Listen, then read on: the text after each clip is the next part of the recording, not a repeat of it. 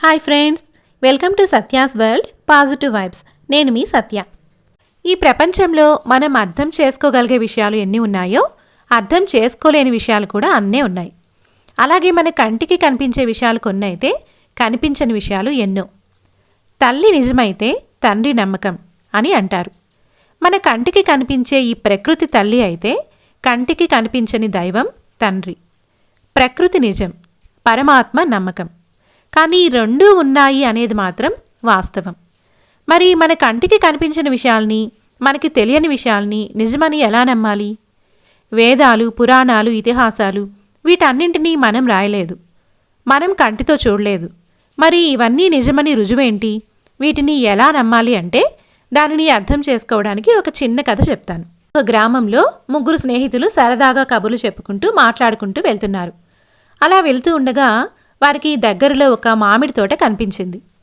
మామిడి చెట్ల నిండా కూడా మామిడి పండ్లు నిగనిగలాడుతూ కనిపించాయి. పంటను ఇంత బాగా పండించి ఇంత మంచి పండ్లు కాసేలా చేసి జాగ్రత్తలు తీసుకున్న ఆ తోటమాలి ఎంత గొప్పవాడు అని ముగ్గురు ఆశ్చర్యపోయారు. ఇలా మాట్లాడుకుంటూ ఉండగా అసలు ఒక్కొక్క చెట్టుకి ఎన్ని పండ్లు కాసాయో, తోట మొత్తంలో ఎన్ని పండ్లు ఉన్నాయో, ఈ పంటని ఇంత చక్కగా పెంచాలి అంటే ఏం చేయాలో తెలుసుకోవాలని ఆ స్నేహితులకి ముగ్గురికి అనిపించిందే తడువుగా ఆ ముగ్గురిలో ఒక స్నేహితుడు తోటలోకి వెళ్ళి ఒక్కొక్క పండును లెక్కించడం మొదలుపెట్టాడు. ఇలా లెక్క పెడుతూ సాయంత్రం వరకు శ్రమించి లెక్కపెట్టి మొత్తం ఎన్ని పండ్లు ఉన్నాయో తెలుసుకున్నాడు. ఆ పండ్లని పరిశీలనగా గమనించి ఒక్కొక్క చెట్టుకి ఇన్ని పండ్లు కాయాలి అంటే మొక్కని ఎలా పెంచాలో తనకి ఉన్న జ్ఞానంతో కొంత అంచనా వేసి మరికొంత అర్థం చేసుకున్నాడు. లెక్క రాసుకుని వచ్చాడు.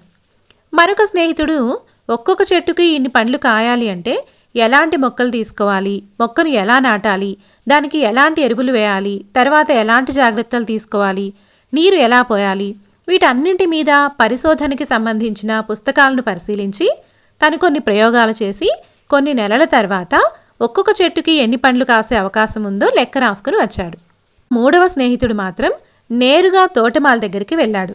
వెళ్ళి ఈ తోటని ఇంత బాగా పెంచడానికి ఆయన తీసుకున్న జాగ్రత్తలేంటి, వాడిన ఎరువులేంటి, ఒక్కొక్క చెట్టుకి ఎన్ని పండ్లు కాశాయి, మొత్తం ఇప్పుడు తోటలో ఎన్ని పండ్లున్నాయి అని ఆ తోటమాలిని అడిగి తెలుసుకున్నాడు.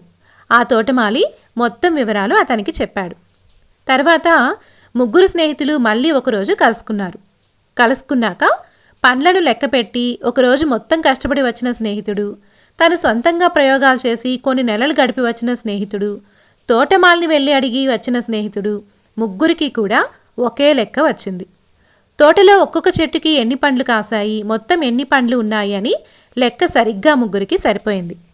అయితే ఇక్కడ తేడా ఏంటి అంటే తోటమాలిని నమ్మిన వ్యక్తి సులభంగా దాన్ని తెలుసుకోగలిగాడు.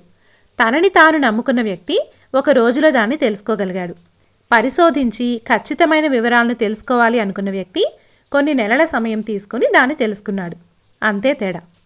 సో ఇక్కడ మన పూర్వీకులు, మహర్షులు, మునులు అంతా కూడా తోటమాలి లాంటి వాళ్ళు.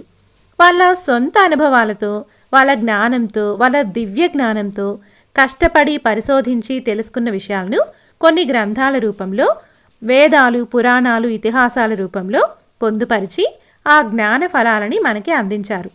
ఇక ఆ తోటమాలిని అంటే మహర్షులని నమ్మి వాళ్ళు అందించిన జ్ఞాన ఫలాల్ని అనుభవిస్తూ వాళ్ళు ఇచ్చిన సమాచారంతో మరింత జ్ఞాన వృక్షాలను పెంచుతూ ముందుకు వెళ్ళడమా, లేక మనకున్న జ్ఞానంతో మన సొంత అనుభవాలతో తెలుసుకొని జ్ఞాన ఫలాల్ని అభివృద్ధి చేయడమా, లేక మరింత కష్టించి పరిశోధించి మరిన్ని వివరాలను తెలుసుకొని ఆ ఫలాల్ని అభివృద్ధి చేయడమా అనేది మనమే నిర్ణయించుకోవాలి.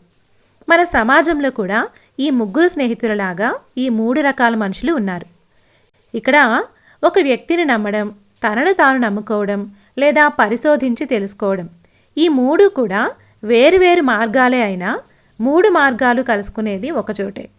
3 మార్గాలు చెప్పే నిజం ఒకటే అవుతుంది, వచ్చే ఫలితం ఒకటే అవుతుంది. ఎవరి దారి ఏదైనా సరే చివరికి ముగ్గురు తెలుసుకునేది ఆ జ్ఞానం ఒకటే అవుతుంది. కానీ ఏ దారిని ఎంచుకోవాలి అనేది మాత్రం మన నిర్ణయం మీదే ఆధారపడి ఉంటుంది. కాకపోతే ఒకరి మార్గాన్ని ఒకరు గౌరవించుకుంటూ, ఒకరి అభిప్రాయాలను ఒకరు గౌరవించుకుంటూ, ఒకరికొకరు సహకరించుకుంటూ ముందుకు వెళితే ఈ కథలోని ముగ్గురు స్నేహితుల్లాగానే మనమందరము కూడా ఎప్పుడు ప్రశాంతంగా, సంతోషంగా ఉండగలుగుతాం.